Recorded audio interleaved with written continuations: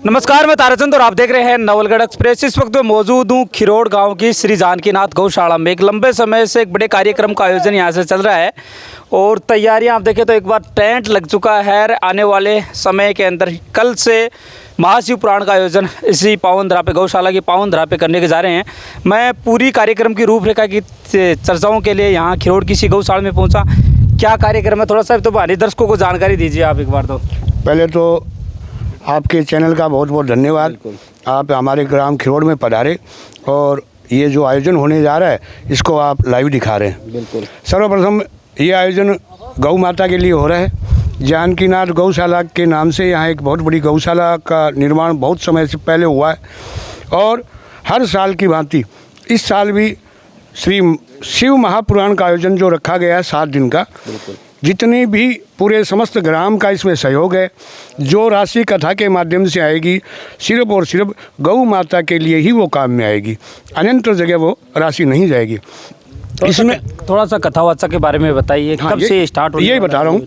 इसमें हमारे गुरुदेव हैं पंडित श्री परमेश्वर लाल जी गुरु कृपा, जो कि हमारे खिरोड़ ग्राम के ही पुत्र हैं और प्रवास वो कलकत्ता करते हैं। लेकिन गाय माता के लिए ये नहीं है कि भाई खिरोड़ की गौशाला के लिए, कहीं भी गौशाला हो उसके लिए कभी भी कोई भी आयोजन अगर रखना चाहे सदैव तत्पर रहते हैं। कल से ये कार्यक्रम का आयोजन, कल से ये आयोजन यहाँ होने जा रहे हैं।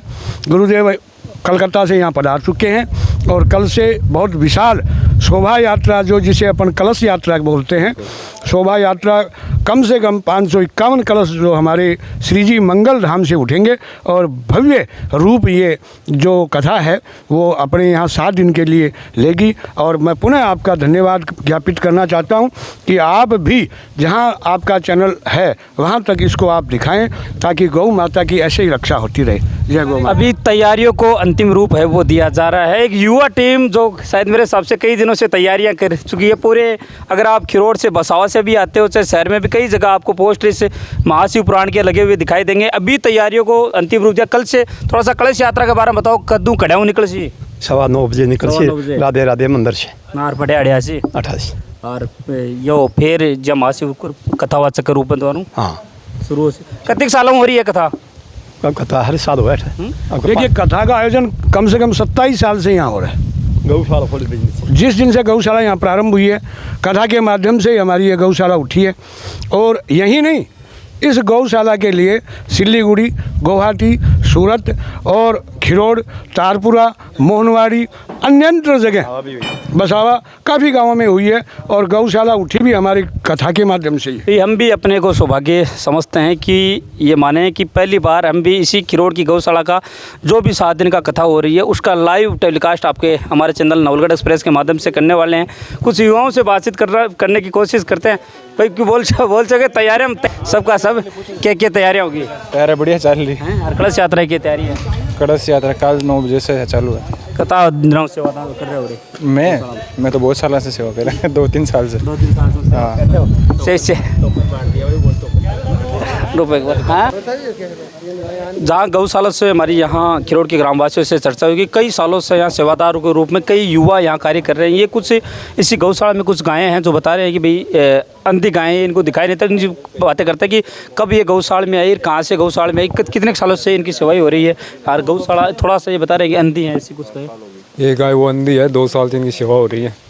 सेवादार के रूप में कितने लोग यहाँ काम करते हैं? सेवादार में काफ़ी है, ये साहब में युवा 10-11 आदमी काम करते हैं। लगातार यही रहते हैं? हाँ जी, यहीं रहते हैं रात दिन। बाहर से लोग जहाँ सेवा के लिए यहाँ कितने दूर दूर से आते हैं लोग? ये कम से कम 10-15 किलोमीटर के एरिया के आदमी आते हैं यहाँ सेवा करने के लिए भी आते हैं।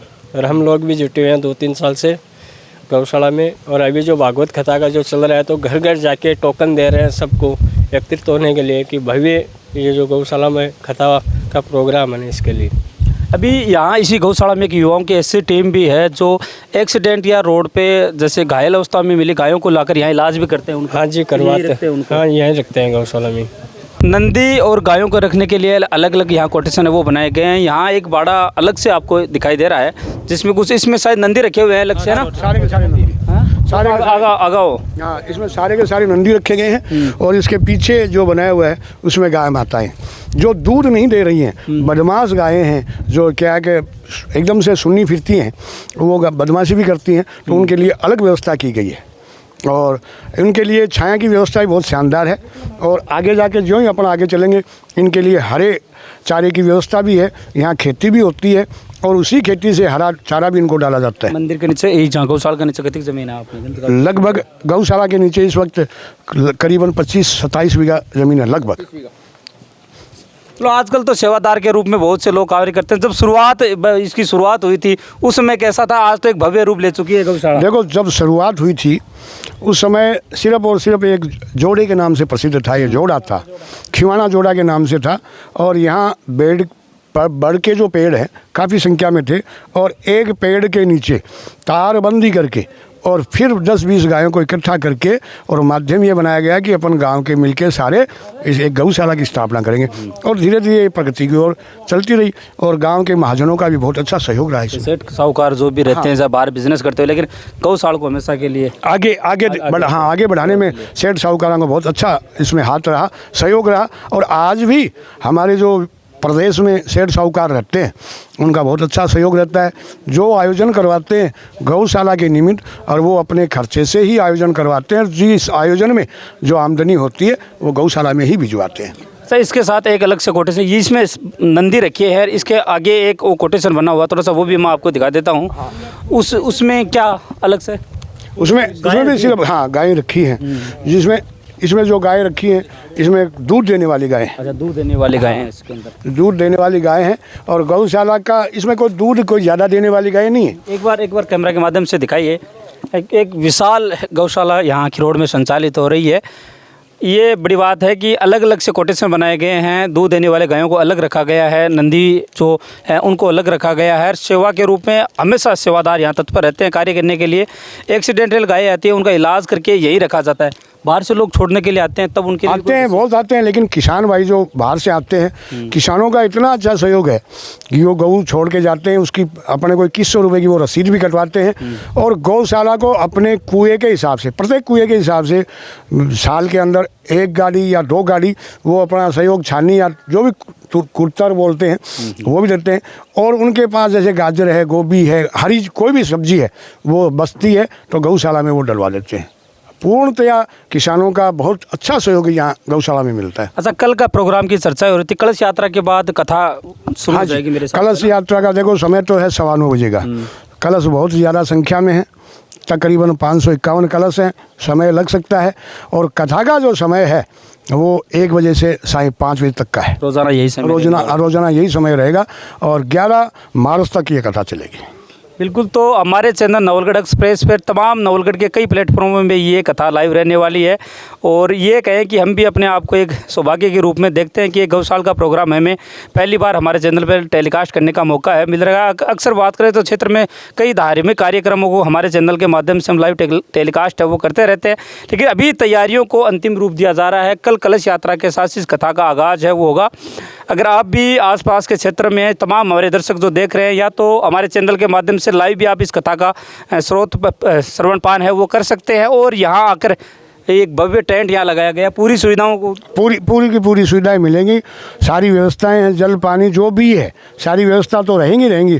अब बाहर से अगर कोई अतिथि आता है तो उनके ठहरने की भी उचित व्यवस्था यहाँ रखी गई है। बिल्कुल बिल्कुल। कथा का श्रवण 7 दिन तक करे और यहीं रुके, सारी भोजन वगैरह सारी व्यवस्था उसके लिए यहाँ पर तत्पर है।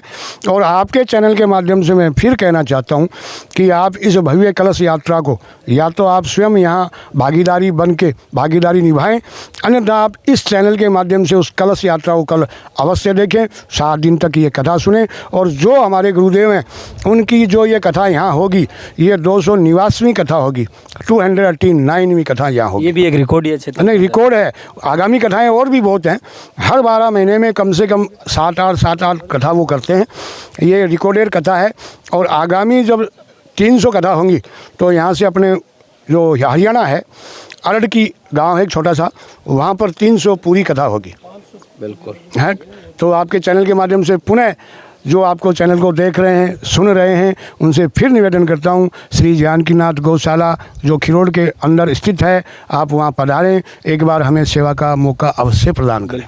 तो कैसी लगी गौशाला भी आप कमेंट करके अवश्य बताइए हमें। हाँ हाँ बताओ। यहाँ पे 500 टोकन कट चुके हैं। अगर कोई कलश यात्रा में सम्मिलित होना चाहता है तो 50 से 51 और बच्चे हुए हैं। अगर कोई सम्मिलित होना चाहता है तो यहाँ पे निःशुल्क है, अपना नाम दर्ज करा सकता है। और जिस तरीके से सेवादार यहाँ लगे हुए हैं, पूरी तैयारियाँ हो चुकी है एकदम। पूरी की पूरी तैयारी है। सेवक नहीं, मैं तो इनको गाँव का एकदम से जाया बछड़ा ही मानता हूँ। गाय माता के लिए तत्पर 24 घंटा रहते हैं ये लोग, कभी भी बुला लो चाहिए। हमारा भी सौभाग्य ये मान के चलो, लगातार 4-5 दिन से हम गौशाला की न्यूज़ चला रहे हैं, क्योंकि अभी मैं पवाना के लगातार 3 दिन एक कवरेज पे रहा था, जिसमें मंदिर मूर्ति की ज़मीन पे किस तरीके से प्लाटिंग की तैयारी की। आज आए एक भव्य गौशाला बनके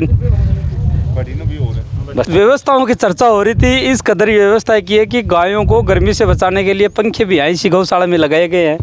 उस तरीके से आपको एक बार आगे आइए, थोड़ा सा आप दिखाइए। छाँव के लिए आपको कुछ कमरे से बनाए हुए आपको नज़र आ रहे होंगे और उनमें पंखे लगे हुए हैं। ये बड़ी हमें देखने के लिए अच्छी चीज़ें मिली हैं। मतलब तैयारियां तो पूरी, जैसे कोई आदमी रहता है वैसे तैयारियां कर रखी हैं। बराबर। ये तो हमारी गौ माता है और सनातन धर्म में सर्वप्रथम अगर माता जी माना है तो जन्म देने वाली को, फिर गौ माता और फिर पृथ्वी माता, देवी देवता गाय कमान विराजमान है।